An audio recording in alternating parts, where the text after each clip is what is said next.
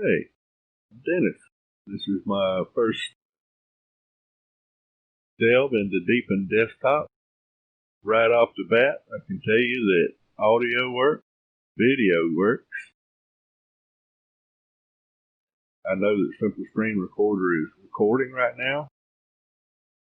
Don't know the quality of it. I had it set up just like normal though. You got two options here in the menu. The launcher button here. So you got this view which gives you groups. So internet, and I'm going to use the scroll wheel to move, and music.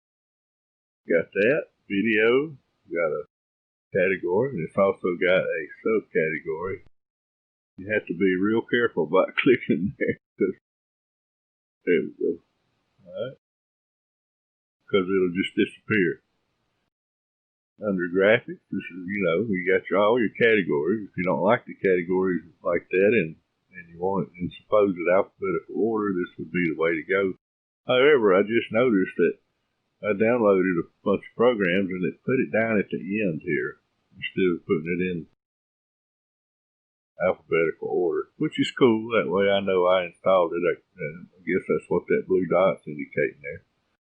So when we get out of this, your journey will start off at archlinux.org, and this is where you'll get your download.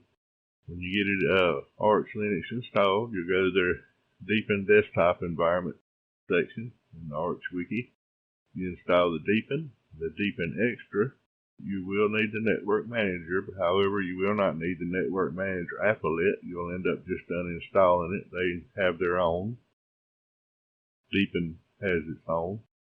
When you go to their Deepin webpage, or the wiki I should say, the factual accuracy of this article or section is disputed, and it's talking about the security updates and security vulnerabilities Deepin desktop environment. So if you click that, here is the page, and it tells you basically that there's no resolution.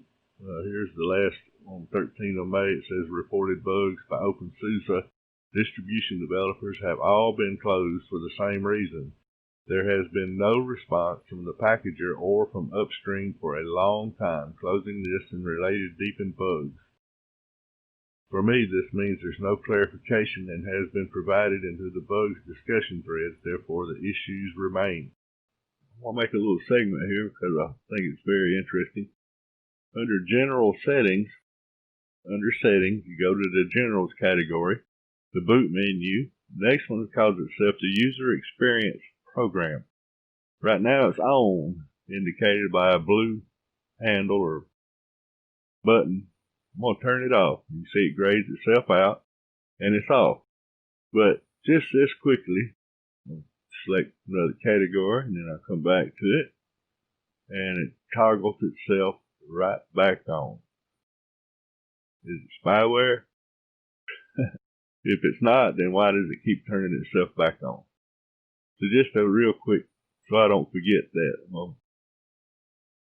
This means you can grant authorize us to collect user information on your device, systems, and applications. If you refuse our collection and use the aforementioned information, do not join the user experience. For details, you can go to there. Well, they won't let you toggle it off. Watch, bring it right back up. It was off. Your general settings, user experience, it's right back on. So, I don't know. In my book, I would call that spyware. Okay. So, I want to point out that I did that video. I'll show you on, if you'll go to their settings. Originally, I was able to go here, and right underneath here it said user experience program, and where you could not turn that function off. Well, somewhere after I did that, and now that function is no longer visible. That doesn't mean it's not operating in the background. I'd be surprised if it wasn't operating in the background. Point is, I don't even see it as an option here now. And it did that on its own. It's like it was allowed to come through. And then they retracted it through one of the updates. And here's my Deepin notes. Right out of the box, you're not going to have a web browser. Either install one while you're installing the Deepin desktop, or when you get to the desktop, you're going to end up installing it using your terminal. Like I said about the store, we don't have a store. The Deepin store did not come in. Let's see, how did I get that far? If you go to Deepin, the web page, deepin.org, this is the version, the latest version, Deepin 20 beta, and it was released April 15th of this year. And here is the page telling you all about this, that, and the other, and all the good stuff in it. Well, the Deepin store you don't get. When you install Deepin, you don't get a Deepin store. I've looked and searched and read, and you can't get it. It's not available. I ran across this article. This was 2 years ago. Somebody was asking about the Deepin store, and the answer was, does it use package kit for package management? Was the question. No. Very unlikely to happen. This would have to have dedicated code for pacman liboutm support. Arch devs are not going to be the ones to do it, and unlikely that the Deepin guys will either. You're not going to be able to get the Deepin store. What that means is, it's really simple fix is just install your package manager of choice. In this case, I installed Octopi. Right there, Octopi as a package manager. Go back to my notes here. This was in order to get Octopi to work, though, I had to install GKSU using Yay, which I had actually thought that GKSU was deprecated or no longer used, but it installed and now Octopi works. So you'll get that warning when you bring up Octopi. If you don't have this installed already, you'll get a warning that says that it has no way of contacting, or how does it work? It can't use sudo. It can't get to it. So you'll have to have GKSU in order for that to have su rights once you sign into it.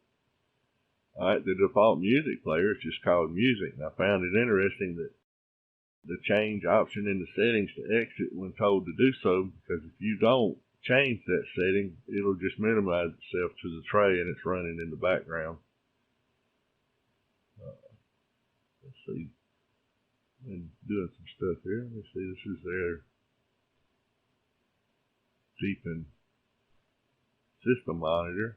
It says we're using 1.5 gigs. We've got quite a few things open. About 12% of the CPU.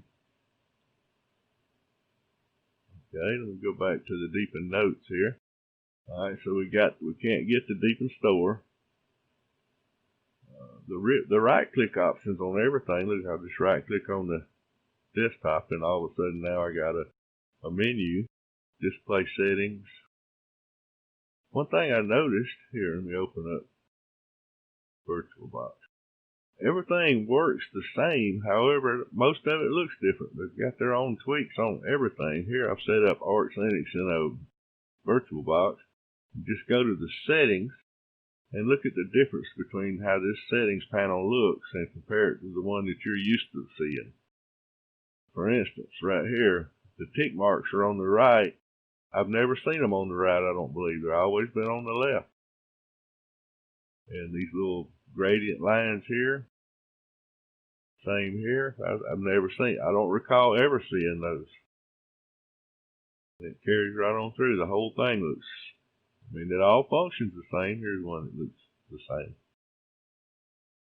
That looks the same.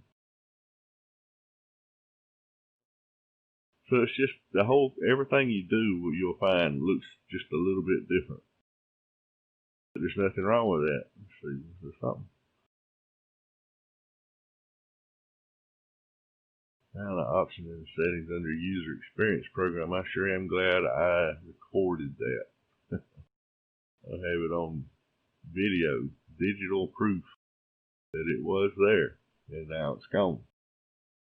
This whole operating system, after I've been in it now for over a week, it just seems to feel like they based a lot of stuff on Windows. And I've heard them say, I've heard or read things that said that it reminded them of Mac. Now I can't attest to that because I'm not familiar enough with Mac to tell you. But I can tell you that a lot of the stuff here reminds me of Windows. The right-click option is one of them. Here, I'll open up the file browser, and you're automatically going to be opened up here. If you'll right-click on, let's see, right-click on Desk, Properties. Nope. Trying to find, yeah, here we go, maybe. Open in Terminal, Properties. Look at this, I'm going to just slow double click. It won't let me change a user directory name. I have to go into here. Alright, left click that once and left click it twice, slowly, and it'll allow you to change. Double click allows the rename. If if you're going slow, if you double click it fast, it's going to open it up. So that's a Windows function. If I right click on it, these are available. Send to the desktop. That's definitely in a Windows function. Share the folder, rename, open with. Those are all Windows. A lot of that's Windows stuff. Let's see if I can just find a file here. Let's see if it is. Set as wallpaper. Definitely Windows. So I mean, the whole thing is based either on Windows or Mac. I can't tell you for sure about the Mac, but I can tell you that a lot of times here I've been reminded of Windows, even down in the system tray here, right on down to the date, the time. Alright, so I installed my whole list of programs. Let me find that. Bring that up for some reason. Second here.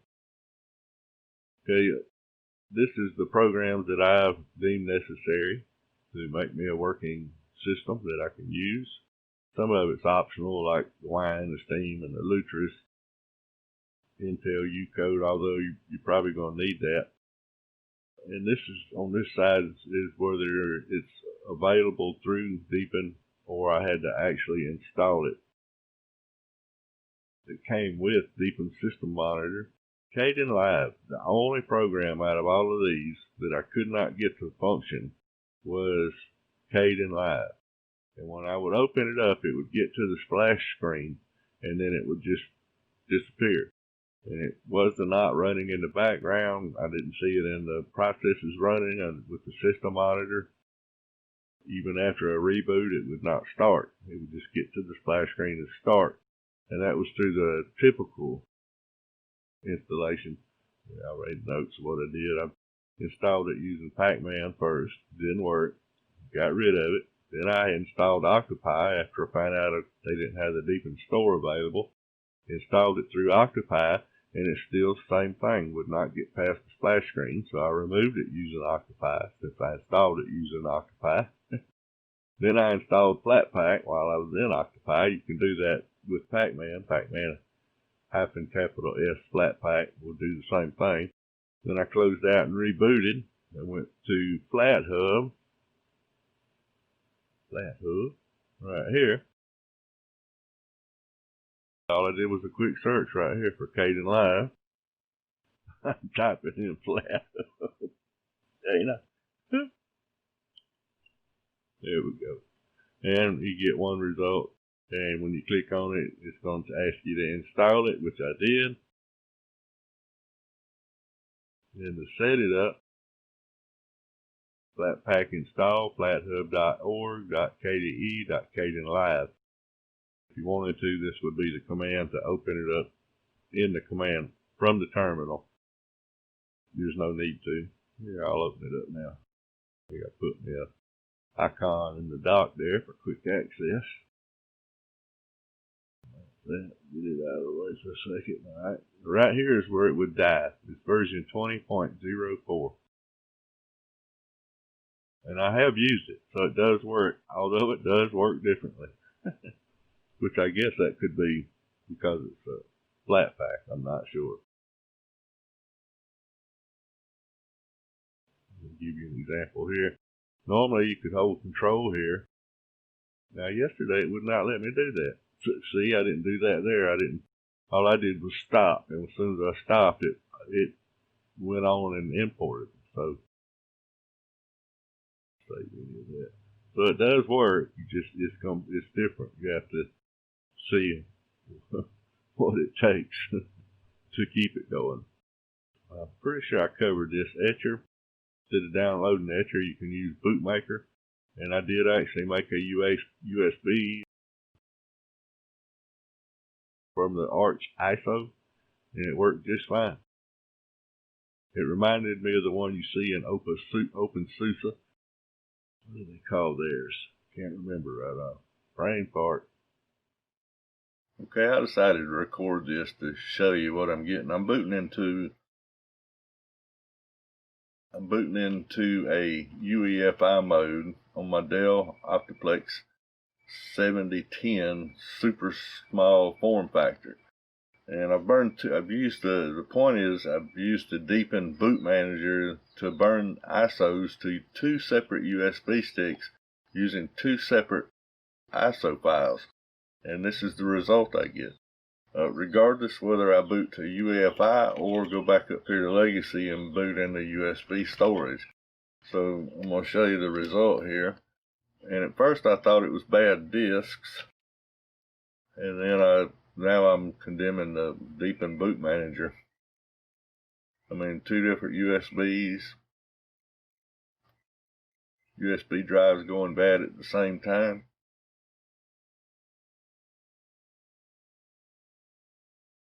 If it was one, maybe. If I'd have done it to the second one and it worked, yes, maybe. Well, it's going to get right here and hang up.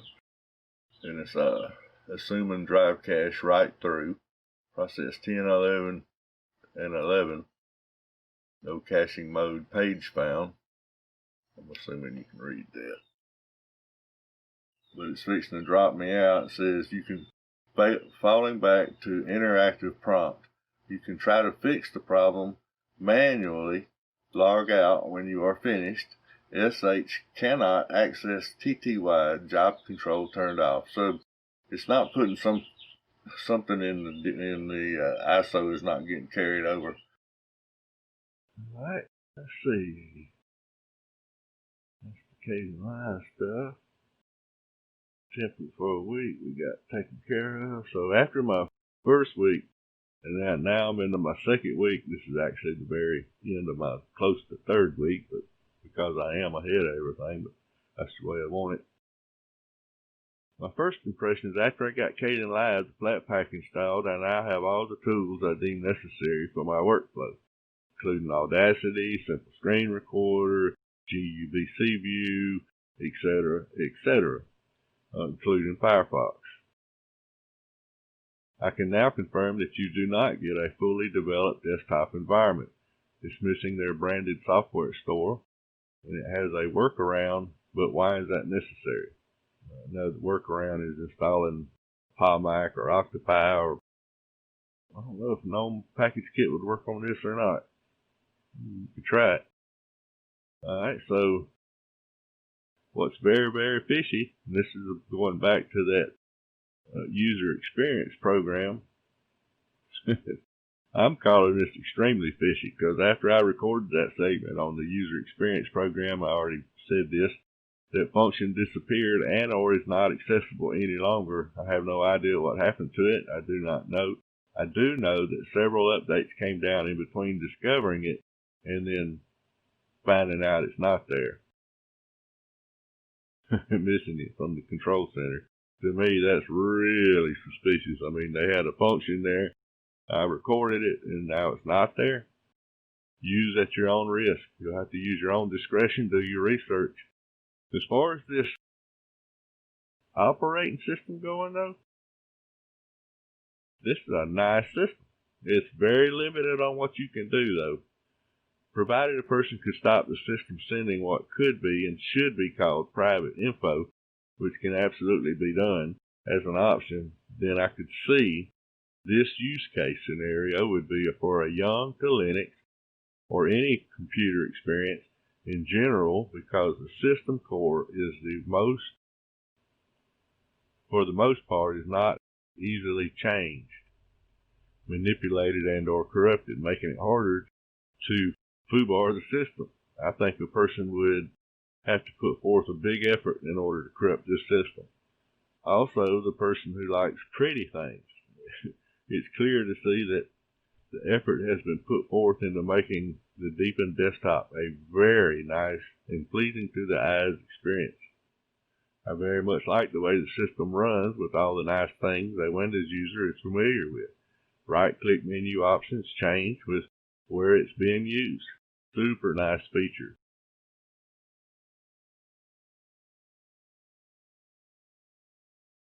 Close out of that.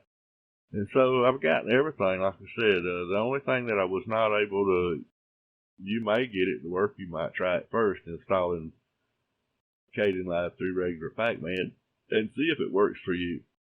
It may just be this scenario. I have no idea. Something in the 20 beta version.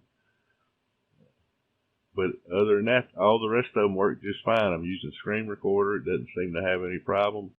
I've used their music player, their movie player. I'm really pleased is what I'm saying with this operating system. It works and functions just like it should, just like it's supposed to. The only hiccup I had was the Kdenlive hiccup, and I'm concerned about the user experience program that disappeared on me. If I was going to use this system for any kind of long-term, and I knew it was going to be online, I would install some program, I've seen bunches of them, that would actually tell you what internet traffic you have and which ones you can actually allow, where you'll have control to stop the ones you don't want having access of that Deepin system. We're still at 1.68 gigs, which doesn't surprise me. We've got a lot of programs here open. I got image viewer. Why is image viewer open? Oh, I was going to show you, this was right after the installation. As soon as I got through installing this, I ran free disk, and it took 6.69 gigs on brand new install. Now this was before I installed all my software. And then free memory, at that point it was using 453 megs of RAM. Close out of that. Did I close the monitor or no? So now it's using 1.66 gigabytes, 10% of what's available to it. I hadn't jumped over into the swap yet. I hadn't done anything to the swappiness. So it's not terribly bad on the resources. I had no idea what it would be at if you run a game or anything. I hadn't done that. Not really interested in that. I was more interested in trying to find out about the system and how it worked, if it worked. And like I said, the only hiccup I had was Kdenlive, and it works. This is version 6.21.0. That's what that says. That says 20.04.1. Oh, it's using MLT version. That's the version library. So it's not terribly bad on the resources. I had no idea what it would be at if you run a game or anything. I hadn't done that. Not really interested in that. I was more interested in trying to find out about the system and how it worked, if it worked.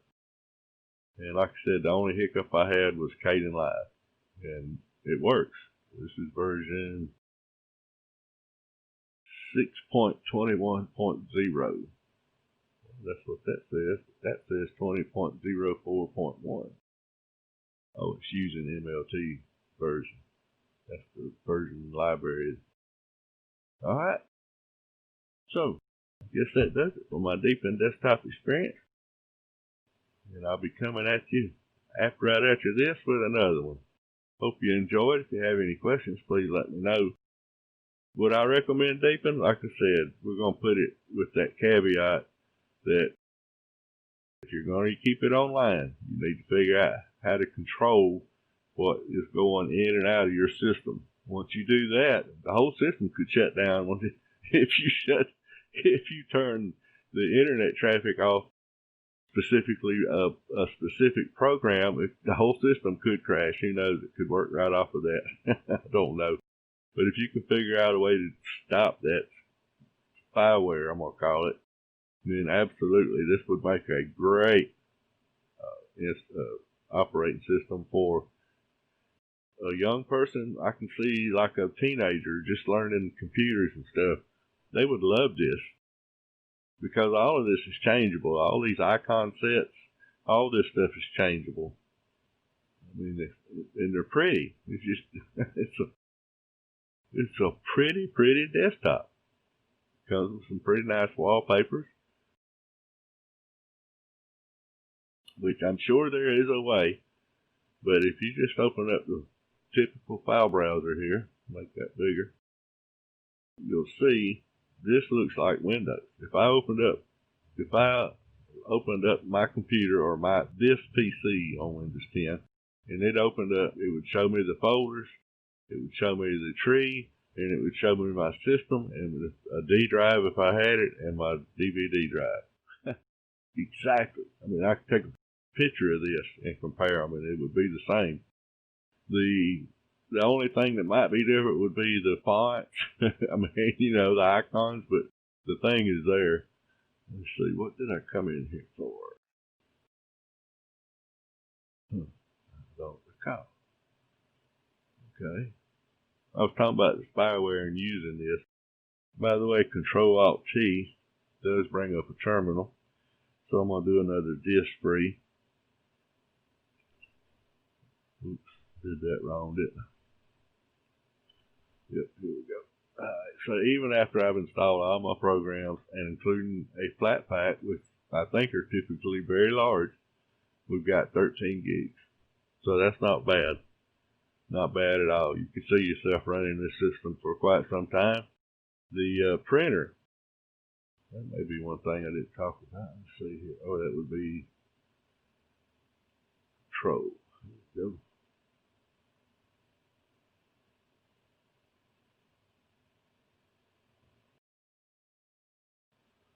Here you can change your username. This is the control center. Username, you can change your password. You can elect to auto log in without a password, so it'll just bypass it and log you right in. Resolution, screen, oh, where was that printer? Here's where you change all your theming, icon themes, cursor themes. You don't have, I downloaded a couple of these. You don't have a bunch, but you can always download them just like I did. It might be because I don't have it turned on. Might be why I'm not seeing it, but there was a printer category. And I did print a test sheet. I guess I need to start recording that. When I record something, just so I'm not saying it. But what you do got, this is different too. This edition, this gives you this, look at this EULA. This thing is huge. And there's not one, but two. This is the end user license agreement. This is the GNU General Public. I guess this is what all they all have to.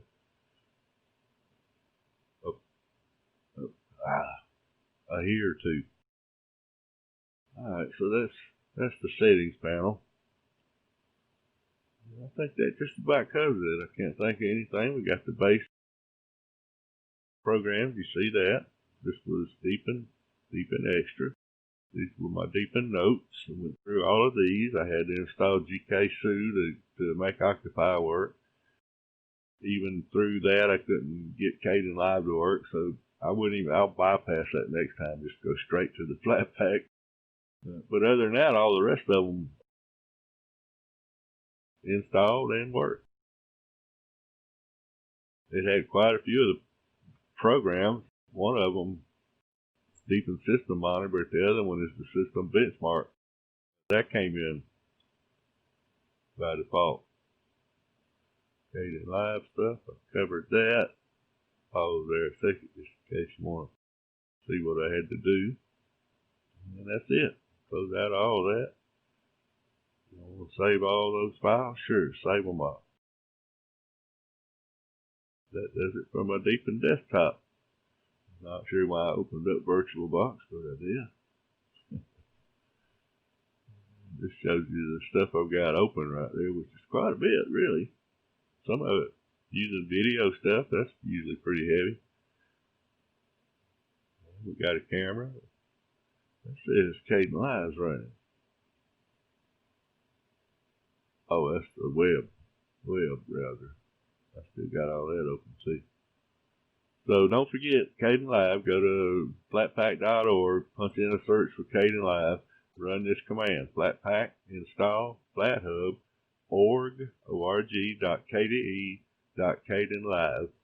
Once that gets through, you can bring it up in your terminal right then, or you can close out and just click on your icon in your start menu. So it started off in Arch, went to Deepin, and their security risk. That was the security risk. Their web page, the version number we're going to get here is 20. Deepin store issue. Probably not going to get the Deepin store. This was 2 years ago and it's still not available. Probably not going to. Started off there with Kdenlive. Let me close out all those tabs. Open back up my system screen recorder. I wonder if I got a right click option there. I do. Here, let me show you this right click option thing. Get to it. There we go. This is totally different as well. At least it is on the ones I've seen. You get a lot more options there if you right click on that GUVC view. Of course, you can keep it above like I'm doing right now. You make it full screen, got shade, no border, set window shortcut, configure special apps. I mean, so there's quite a bit of differences in this whole, it all works. And it works nice, and it's easy to figure out. There's some method to their madness, and it's familiar. And I think if you're going to suggest Linux Mint to somebody, they may just be as well in right here, but you're going to have to figure out how to feel comfortable about that spyware. I don't know what to say about that part. Myself, I would leave it offline, use it, and then about once a month, open it up.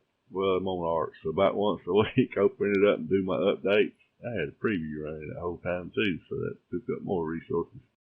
And then once I felt comfortable, then that I could control the internet traffic in and out, then I would use it.